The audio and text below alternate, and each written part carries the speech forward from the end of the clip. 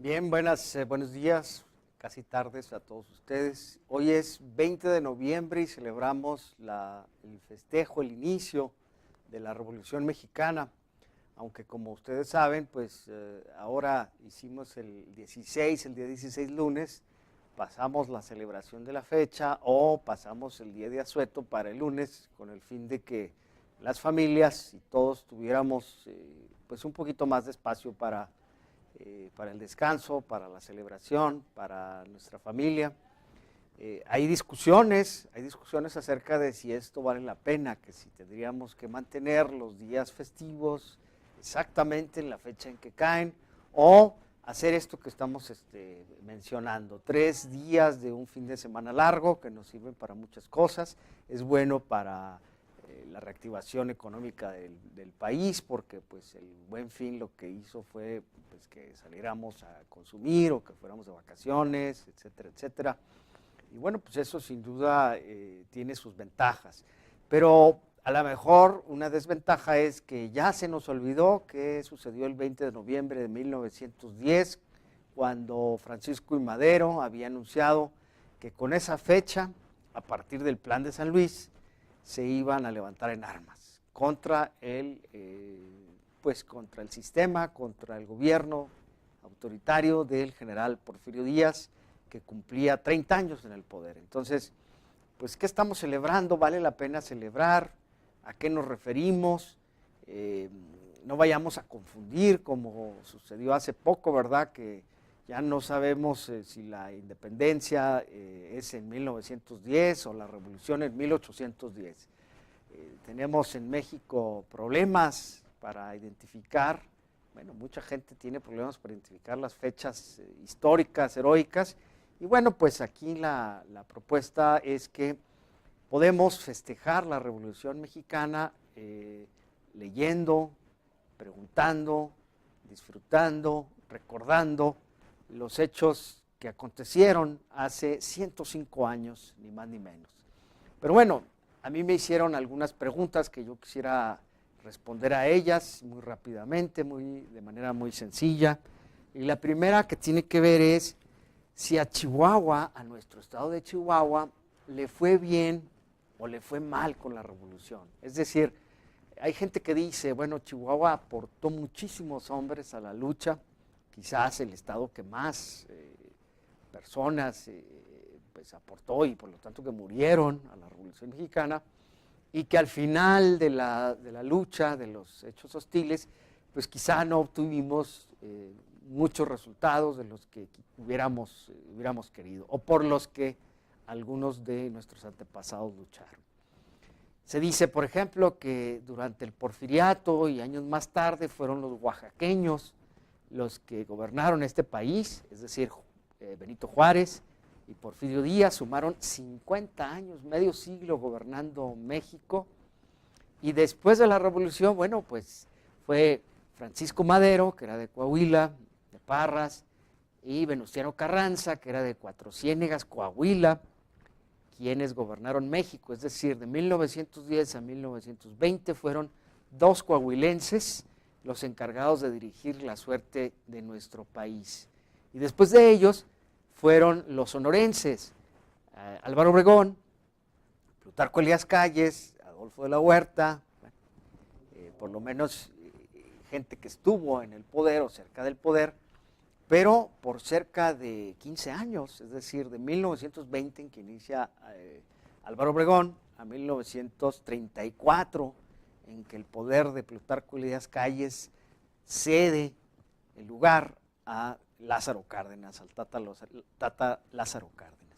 Pero de Chihuahua no, de Chihuahua ni Francisco Villa, ni Pascual Orozco, tampoco Maclovio Herrera, Álvaro Obregón, Abraham González, Álvaro Obregón es sonorense, Abraham González, realmente no tuvieron puestos importantes durante o posterior a los hechos de armas, a la revolución, con los que Chihuahua quizás hubiera tenido un poquito de, vamos a decirlo así muy materialmente, dividendos.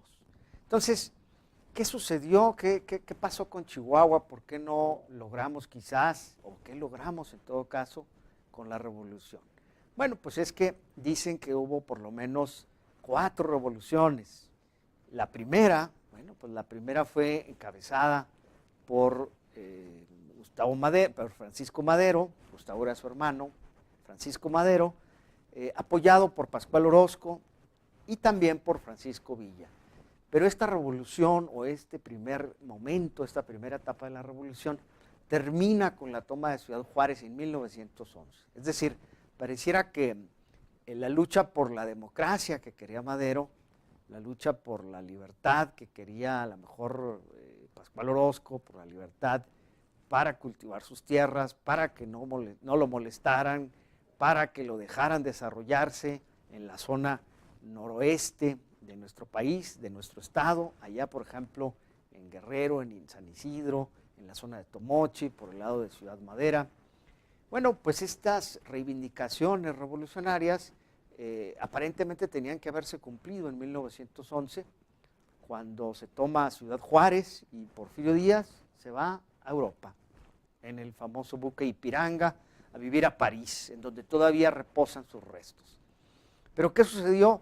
Bueno, vinieron unas elecciones, ganó Francisco y Madero ganó las elecciones de manera avasalladora, y entonces llega a la presidencia de la República, pero cuando llega a la presidencia de la República Madero, algunos revolucionarios como Máximo Castillo, como el mismo Pascual Orozco, empiezan a reclamarle o a decirle a Madero, bueno, ahora sí reconócenos nuestras tierras, nosotros luchamos porque el porfirismo, el terracismo, el crilismo, aquí en Chihuahua, pues no nos reconocían nuestras tierras, nos ponía en una situación en la que estábamos en riesgo, nuestra propiedad se encontraba en disputa.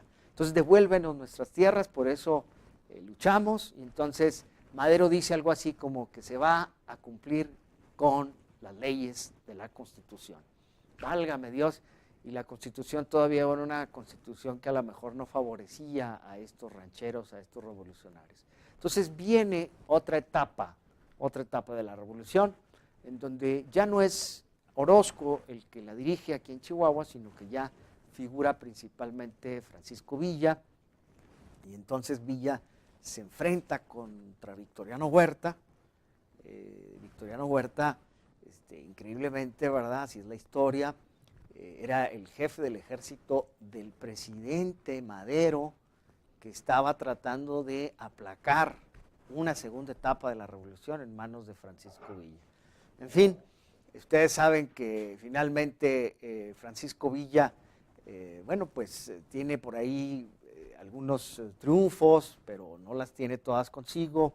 Finalmente Victoriano Huerta se impone, y tan se impone que en 1913 derroca por la fuerza, violentamente, a Francisco I. Madero y a su vicepresidente Pino Suárez. Entonces se viene un momento todavía más cruento, en el que Porfirio Díaz es prácticamente retomado, reencarna en un Victoriano Huerta. Entonces Francisco Villa, Emiliano Zapata y otros revolucionarios se lanzan en contra de él, hasta que lo derrotan. Y entonces en esta derrota de Victoriano Huerta, la figura que surge como el líder de la revolución, pues ya no es Francisco Villa, ya no era Francisco Madero, que había sido asesinado, sino Victoriano Huerta. Victoriano Huerta, que es calificado por algunos historiadores como un porfirista, pero un porfirista reformador. Finalmente, Venustiano Carranza llega al gobierno, llega al poder, pero otra vez Emiliano Zapata y Francisco Villa no están totalmente de acuerdo con él. Sienten que las reivindicaciones, aquello por lo que lucharon, pues parecido a Francisco Madero, Venustiano Carranza, pues no acaba de hacerles justicia, como dicen por ahí, ¿verdad? La revolución no les ha hecho justicia. En este momento, Venustiano Carranza echa mano de Álvaro Obregón, de Plutarco Elías Calles, de los sonorenses, para confrontar a Francisco Villa. Entonces la coalición entre Venustiano Carranza y Álvaro Obregón principalmente va contra Francisco Villa y contra Emiliano Zapata. Y bueno, nosotros sabemos lo que sucede. Álvaro Obregón derrota a Francisco Villa por allá en el Bajío, en el centro del país, en una batalla que todavía no acabamos de entender, cómo Francisco Villa pues presentó una batalla quizás en desventaja en contra de Álvaro Obregón, pues que lo derrota. Y lo único que se lleva Francisco Villa como trofeo es el famoso brazo, que es pues arrancado por la bala de un cañón, ¿verdad? En esta guerra, en estos obuses de aquellos tiempos de la Revolución. Y bueno, pues llega entonces esta etapa en donde Venustiano Carranza y Álvaro Obregón se afianzan en el poder, pero pues otra vez la historia trágica, otra vez la sangre corre y Venustiano Carranza es asesinado en un cuartelazo en el camino de México rumbo a Veracruz, es asesinado. Y ustedes dirán, ¿por quién? Bueno, pues no sabemos, se supone que por Álvaro Obregón, que hacia 1920 pues es electo, nombrado, asignado, impuesto como presidente de la República. Gobierna del año 20 al año 24, después del año 24 queda otro sonorense, Plutarco Elías Calles, del año 24 al año 28, y en el año 28 Álvaro Obregón decide que se va a reelegir. No es una reelección directa, pero entonces dice, ya pasó un término de 4 años en donde gobernó otra persona, entonces me presento nuevamente. Y en 1928, ya cuando Álvaro Obregón estaba a punto de retomar el poder, es asesinado, ahí en la bombilla que le llaman, ¿verdad? Por aquel, pues dicen que era católico, ¿verdad? Radical, fanático, movido por el clero, José de León Toral, lo asesina, y entonces Álvaro Obregón ya no puede retomar el poder. Hay que recordar, sin embargo, que en 1923, en el gobierno de Obregón, pues es cuando se registra el asesinato de Francisco Villa en Parral, en 1923, hay que retomar esa fecha, curiosamente la misma en que muere don Luis Terrazas, el que había sido héroe 50 años antes contra los franceses, en fin, mueren juntos en ese sentido, en el mismo año, Francisco Villa y Luis Terrazas. Entonces, volviendo a nuestro tema con Obregón, que no puede retomar el poder, bueno, pues entonces hacia 1928, Plutarco Elías Calles es el jefe máximo, el hombre fuerte, el gran líder de la revolución, que durante el año 1928 a 1934 va poniendo distintos presidentes que le llaman peleles, en donde pues realmente el que gobierna es él, y sin embargo el que nominalmente ocupa la presidencia pues es otro. Y ahí se da otro movimiento revolucionario que algunos lo reconocen, otros no, que es la famosa lucha de la Cristiada, que tuvo lugar principalmente en el Bajío, en Guadalajara, en Guanajuato, en Zacatecas, un poco en Durango, y que rebotó aquí en Chihuahua prácticamente hasta 1937. Entonces, bueno, pues esa es otra etapa de la revolución, y bueno, pues con eso estaríamos casi terminando, recordando que, bueno, pues qué tipo o cuál revolución quiere usted celebrar, qué etapa de la revolución quiere celebrar. Bueno, pues se la dejamos a su consideración y le recomendamos algunos libros para que este día recuerde un poquito aquellas fechas. Le recordamos Tomochi, de Heriberto Frías, que es una etapa previa a la revolución. Le recomendamos La fiesta de las balas, El águila y la serpiente, de Martín Luis Guzmán, escritor chihuahuense. También le recomendamos los cuentos de Rafael F. Muñoz y la novela Vámonos con Pancho Villa, muy interesante. Obviamente Cartucho y Las manos de mamá, de Nelly Campobello, Cartucho principalmente relacionada con el tema revolucionario en Parral. Y claro que sí, de Carlos Chavira, la novela de Macario Vázquez, una visión distinta de la revolución, en donde